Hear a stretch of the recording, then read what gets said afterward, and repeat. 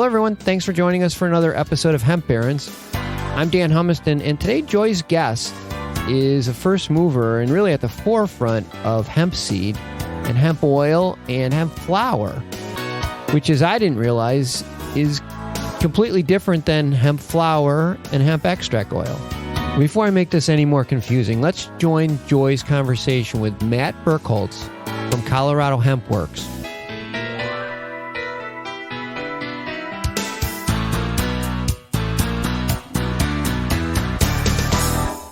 Well, Matt, thank you so much for being with us on Hemp Barons today. Of course. Thank you, Joy. Thanks for having me.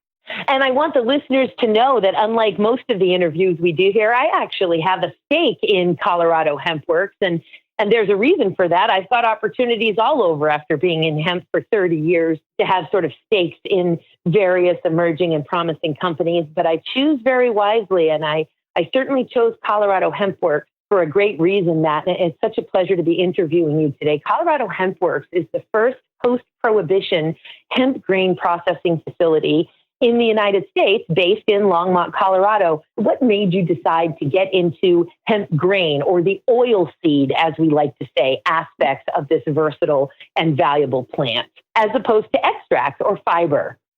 Well, I've been a huge fan of cannabis and hemp, and I think, I had a small advantage just understanding, early on, late 90s, when I was in school, writing papers about sustainability and touching on hemp and understanding that it's something different than marijuana and that it has its own potential and future. And then living in Colorado, which was the first state to allow production of hemp, and beyond that, living in Boulder, Colorado, which is a mecca for natural food and healthy lifestyle, it just seemed like a natural fit when I wanted to find some opportunity in hemp when it became legal here. And I had this advantage of just being in the right place at the right time, and being in Colorado, allowing the production, but also being in an area that is very focused on diet and specific diets and people that are very aware of what they're putting into their body, and understanding that hemp grain is incredibly nutritious and it has no known allergens. So it can fit into literally anybody's diet and provide a really clean source of plant-based protein, as well as omegas and fiber and others. So that kind of intersection is what I saw, and I didn't see anybody else doing it. I'm definitely a fan of CBD and all of the benefits, but especially in 2014, when I was doing this research and looking for my opportunity, I personally didn't want to get involved in CBD just because of the risk. And I know the landscape has changed significantly since 2014, but when I was assessing different opportunities or different directions to go, I was scared off by the regulation and the fact that a lot of the risk around CBD was out of my hands and it was up to regulations and government. It's turned out to be a great thing for the people that have gotten into CBD, and I'm very happy for all of those folks. But for me at that point, at that current landscape, the food seemed less risky and less saturated, I guess.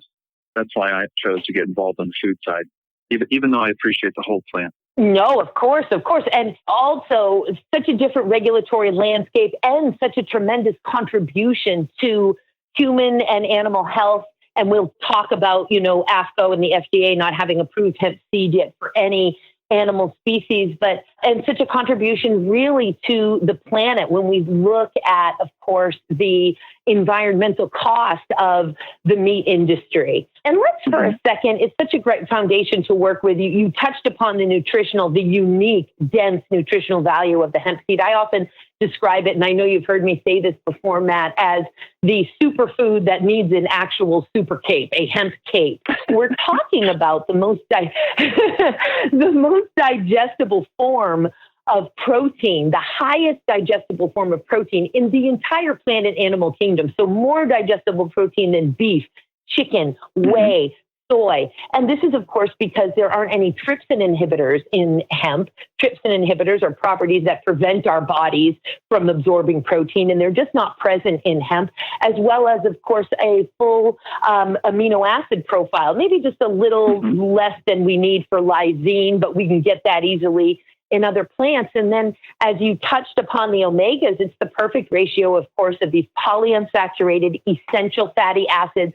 The word essential is there in EFAs, essential fatty acids, because our bodies don't produce these omegas, these EFAs. We have to get them from our food supply. And there's the perfect ratio of omegas 3s and 6s in hemp, including, of course, those which are these long chain polyunsaturated fatty acids, GLA, which is gamma-linoleic acid, and SDA, stearidonic acid. And finally, and we could go on and on, you and I could do a show on just the nutritional value of the hemp seed between minerals and folic acid and all of that, and soluble dietary fiber. But it also, I recently discovered, along with only one other seed or nut on the planet, and that's the raw pumpkin seed. So the hemp seed and the raw pumpkin seed are the only two seeds and nuts on the planet that actually leave an alkaline ash in the bloodstream, promoting a pH balance in the body, which is just absolutely phenomenal to me. And when we talk about those regulatory barriers, up until in the last 5 years, I've been teaching credit-bearing continuing legal education seminars across the country on various law and policy of hemp, but one of those has been called the curious legal status of CBD and hemp-derived cannabinoids. And that's why, of course, it's been very curious. It's not so curious anymore. I've had to retitle those seminars, but we're in a different area now. And that brings me to, before we talk about the many offerings and what Colorado Hemp Works does and who our customers are, there, of course, has been yet another huge seismic shift in cannabis policy with the passage of the 2018 Farm Bill. And could you talk to the listeners a little bit about how that has transformed the hemp grain industry, this bill that was enacted on January 1st of this year federally? Absolutely. So a lot of positive things came out of that Farm Bill, but I think the biggest advantage for the hemp grain and hemp food, the U.S.-based hemp food industry, is allowing different states to work with each other. Me being in Colorado, and before that Farm Bill, there was no legal way to transport grain from other states into our state. And in Colorado specifically, there was a huge surge in recreational and medical marijuana grows, as well as CBD grows. So there has been this gold rush in a state that at one point was the only state, and then one of just a handful of states that could produce CBD, which really drove up the price of land and the price of farming, the price of warehouse space. So we were sitting here with a fully functioning food manufacturing plant, and there was a very scarce supply of grain. And now that we can transport, we can federally legal to interstate commerce for us to transport grain from other states where it makes more sense to produce hemp grain at a large scale, such as Montana or Minnesota, North Dakota, Iowa, Kansas, or, they're coming online. That Farm Bill opened the door for us to connect with these farmers, these big grain farmers in other states. And at the same time that we were sitting here with a functional processing facility and limited supply of grain, there were farmers in these other grain states under their own pilot programs who had produced large amounts of grain and had no buyers, and they were in a similar situation. They weren't able to export it to other states. So that Farm Bill allowed us to connect and, like puzzle pieces. So, the interstate commerce and the allowance of cooperation between states is really the biggest benefit that we've seen so far from that Farm Bill. Which is just fantastic. And as you may know, on May 28th, the Office of the General Counsel of the USDA forth an extensive legal opinion from the USDA's perspective as to the impact of the Farm Bill. It was fascinating. It was all in our favor. And it not only says that under the 2018 Farm Bill, states and tribes may not prohibit the interstate transport of hemp. He actually also analyzed this ability and this prohibition under the 2014 Farm Bill and declared in that legal opinion that it is also underneath the 2014 Farm Bill that neither states nor tribes may prohibit the interstate transport of hemp. And as you know, during this growing season, and in fact, until the USDA files its cultivation regulations with the Federal Register, which we don't expect the final version of that to happen until the end of this year, after the public comment period begins in April, everything is still running under the 2014 Farm Bill. And the basis for the General Counsel's legal opinion there is some language that exists in the 2018 Farm Bill in a certain section that says as long as the hemp is grown in accordance with a certain section of the Agricultural Marketing Act and other federal laws. And so the USDA says right there, explains it very clearly, we are interpreting other federal laws to be the 2014 Farm Bill, and we therefore state that neither tribes nor states may prohibit the interstate transport of hemp, even under the 2014 Farm Bill, which I do just find fascinating. And let's talk for a second, some basic education. You know, after you've been in hemp for so many years, and of course, most of us got into hemp for oil, seed, and fiber all those years ago. And this idea of hemp extract, or CBD extracted from hemp, sort of came at us like a side-blinding ton of bricks about 5 years ago. So I want folks to understand that even though folks may use the term CBD oil or hemp oil, when they're talking about CBD extracts, the reality is that we're trying to educate, and it's a shared responsibility, all of us here, that we called hemp an oil, seed, and fiber crop, meaning we press oil from the seed of the plant, which we also refer to as grain, right? So it can get confusing for folks. We're calling it an oil seed crop. We're calling it a grain crop.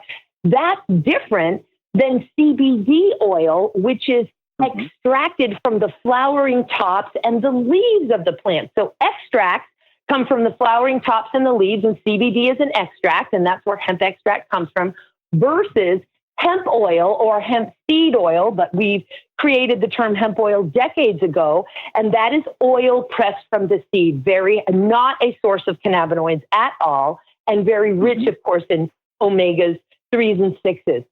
Will you tell us what products Colorado Hemp Works processes and distributes? Sure, of course. Yeah, no, and I think that's a good point. There is a lot of natural confusion around two areas, and you just very eloquently pointed out the two different oils, the extract oil from the flower and green material, and then the expelled or cold pressed oil coming strictly from the seed. So that is one of our products. Hemp seed oil is the product that we produce. And we sell that to some different natural food companies that'll use that as an ingredient in a product that they make. But the biggest segment of our hemp seed oil goes to CBD companies to make it even a little more confusing. But CBD companies use hemp seed oil as a carrier fat for CBD in a lot of their products, you know, especially tinctures, but some of the edible products as well. So hemp seed oil is one of our products. Hemp hearts is another one of our products, and that's the hemp nut or a deshelled hemp seed. So we're removing the shell and then isolating the nut, packaging that, and wholesale supplying different natural food companies that, again, use that in their food products. And those hemp hearts have the oil. That's where the oil is contained. And also that's where the protein is. So it's a high protein, high omega, really, really clean, healthy fat and really clean, healthy protein in the hemp hearts. And then the third product that we sell, we create some protein powders, a co-product that comes out of the oil press. And once we expel the oil, everything else that's left is referred to as a seed cake or a seed meal.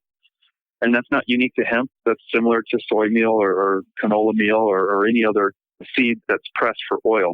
And it's a dry product, and it's very high in protein because you've taken a seed that's about 30% or more protein and 30% oil, and then you remove the oil and you further distill that protein down in the resultant cake.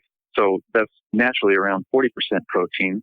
And we mill that seed cake down into fine powders and sell that as a protein powder that, again, natural food companies purchase and work into as an ingredient into their products. So you had touched on kind of the confusion around hemp seed oil and then hemp extract oil, or sometimes just called hemp oil, which is the cannabinoid extract. Another area of confusion that I think we need to work out is the word flower. A lot of the powders that are produced from that seed cake have been referred to for decades now as hemp flour and FLOUR. And I think that's confusing, number one, because it doesn't make for a good baking substitute. It doesn't rise like a traditional flour. you can't substitute, wheat flour or rice flour or some other flour that's specifically used for cooking. But it's also confusing with hemp flower, flower, what's being used for plant extract. So you've got two flours and you've got two oils coming from hemp right now. And I think that's a little confusing. And we need to do a little bit of work to help clear that up. I want to take a minute to thank all of our Hemp Barons listeners and to let you know that you can support the show by subscribing to MJ Bulls Premium. It's only $4.99 a month, and you gain access to all previous episodes of Hemp Barons, as well as all MJ Bulls' other podcasts and exclusive content. Go to mjbulls.com and enter promo code BARONS to get your first month free.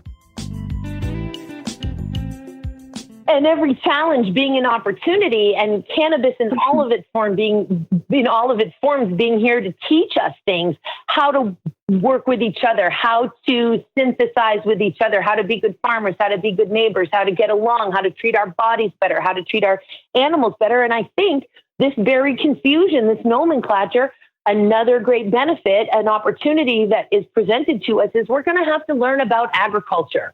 We're going to have to get back to our roots. And that is just another huge, revolutionary, epic, critical lesson that humanity, particularly Americans in this Western civilization, need to be retaught is we do not get our food from a boxed foil package in the freezer section of the grocery store. We get it from farmers, and we need to figure out flour, F-L-O-U-R, versus flour, F-L-O-W-E-R. And we need to figure out what an extract oil is versus an oil pressed from the seed. And hemp is here to teach all of that to us. And it's just so fascinating and really fantastic. Now, who are our customers? I know. And by the way, also, just thank you for explaining that the protein powder is, in fact, a co-product from the hemp seed oil industry. In fact, I used to think about 20 years ago that to get a hemp protein, you'd take that seed and you would grind it up, and then you'd get your protein powder. But in fact, you'd get a nut butter if you did that. The protein powder is the oil. Co-product from the seed cake, right? It is milled after the oil is pressed out of it. The seed cake is what's left over, and that is milled into the protein powders, which I just think is so great. So our customers, who are our customers for the hulled seeds and the protein powders, generally speaking? Those are almost exclusively all natural food companies that produce some type of product and use hemp as one of the ingredients. I think one of the most visible customers that we have are two of them. Really, I was going to mention Nativa, but also Evo Hemp, who's here in Colorado. Nativa sells hemp hearts by the bag, not necessarily used as an ingredient to produce a different product. They actually sell raw hemp hearts in a bag for consumers to take and put into smoothies or put onto salad, oatmeal, added into their own food on their own. But Evo Hemp, I think, is a really interesting company that's been around for a while. They've been at it for quite a while relative to the laws and legality and public acceptance and those types of things. But they make different bars that are high in protein, and they use deshelled hemp seed in a lot of those. They also use powder in a lot of those. And the powder is usually a really efficient way for a company to increase the protein content in any product. So I know that they're using the powder to really achieve higher protein levels. Another company, another example, Good Seed Burger out of Austin, Texas. They have products. They've got a burger patty that they started making with a food truck and really gained popularity and grew. And now they have frozen patties that are available at Whole Foods and some Safeways. So a pretty wide range of different products that are made from it. But usually what they have in common is their interest in high protein, a vegan or plant-based ingredients. And, especially I bring up Good Seed. Good Seed is an excellent example of a product that is hypoallergenic.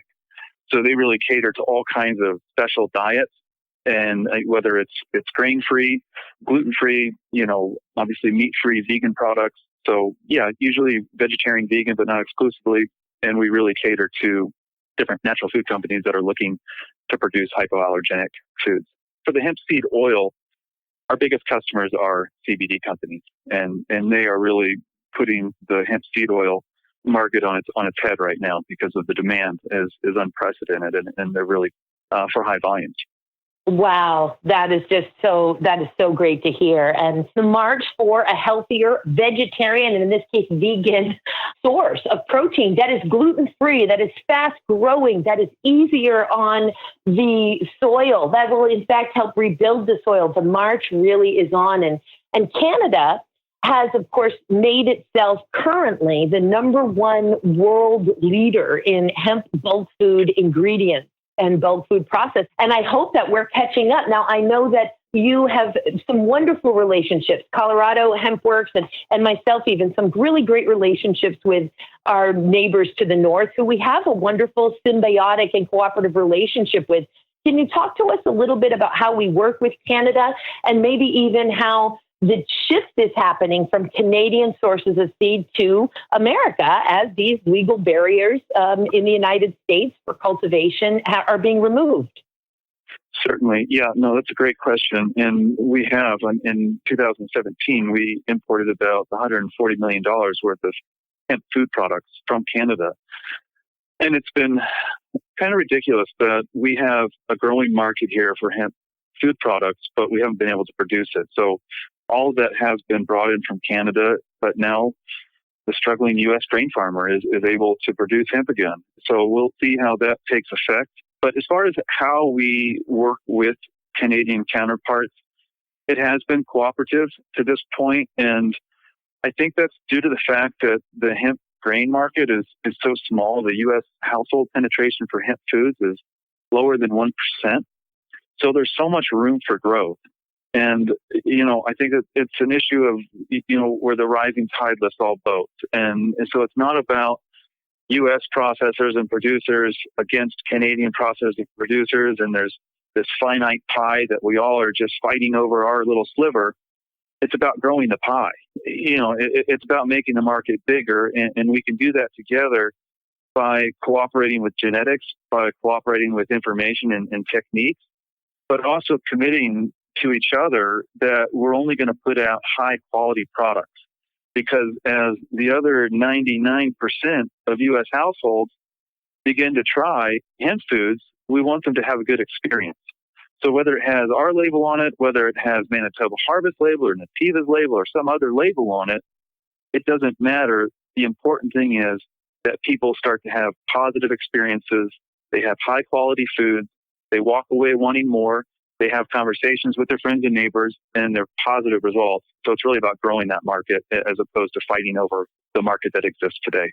So fantastic. And in fact, that's such a great segue to the fact that a little lesson I wanted to make sure folks know is we call that shell around the hemp heart, or the hemp nut, as it's sometimes called, that creamy, white looking, nutty flavored hemp heart. We call that shell the hull.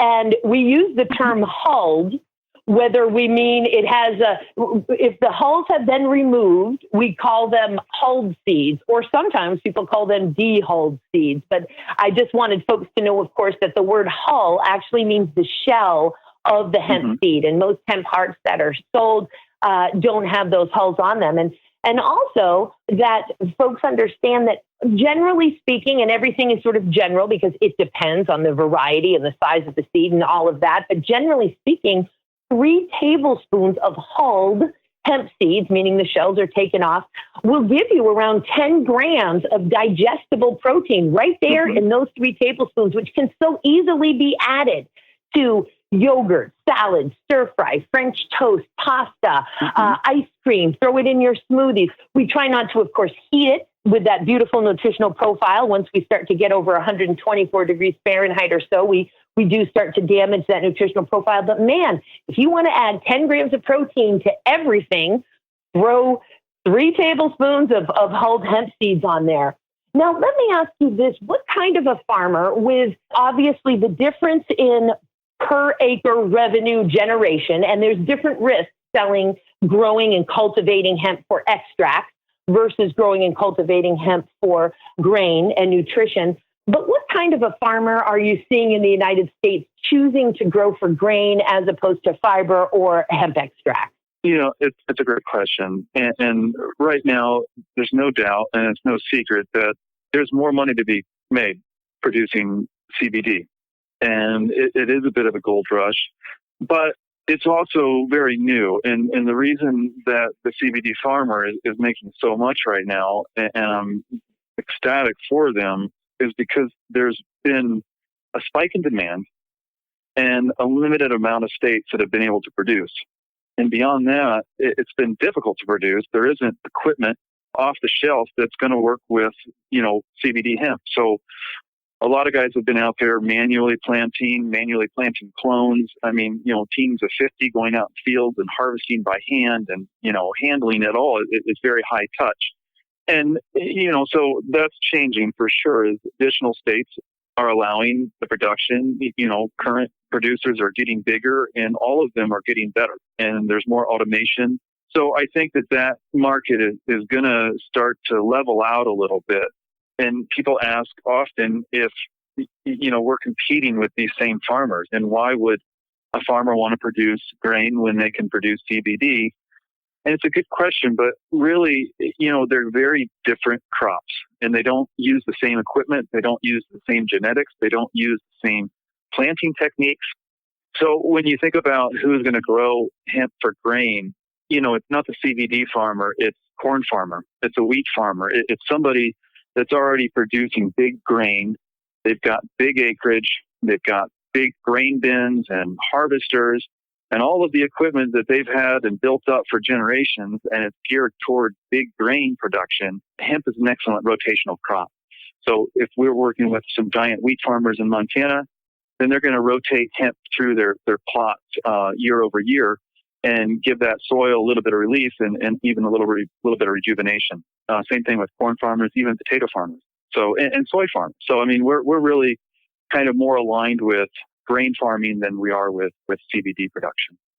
No, it makes perfect sense. They're looking to add hemp grain into their grain rotation of their existing farm operations. So fantastic. And I know that Colorado Hemp Works is bursting at the seams with the growth. I know that those oil seed presses are running, am I right when I say 24 hours a day, 7 days a week, essentially, those oil presses at Colorado Hemp Works right now? Hemp seed oil? That's true. Yeah. They basically get up to temperature and start operating at their optimal efficiency, and they don't want to be turned off. They don't want to be cooled down. They don't want to start back up. They want to just keep going. So we oblige, and we keep them running 24/7. It is the most exciting thing to see and to witness and to smell that beautiful nutty smell of hemp seed oil. There are no doubt some investment opportunities with all of this exponential growth. If folks were interested in some of these investment opportunities, how might they get in touch with you, Matt? Well, they could always get a hold of me directly, Matt at ColoradoHempWorks.com, but we have a financial officer that I would most likely hand them off to, and he's best suited. He's handling our current round of funding.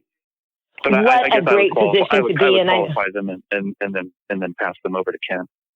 Excellent, to Ken Miyoshi. Fantastic. And well, just thank you for we're really talking about re-energizing the family farm. And we're talking about a transformation in human diet and in animal diet, and a transformation in, again, the environmental impact of our protein sources. So you're just doing such incredibly important work. It's such an honor to know you, to be involved with what you're doing, Matt. And thank you so much for being on with us at Hemp Barons today. I can't wait to have you on again. Of course. And thank you, Joy. I really appreciate the opportunity to share about what we're doing.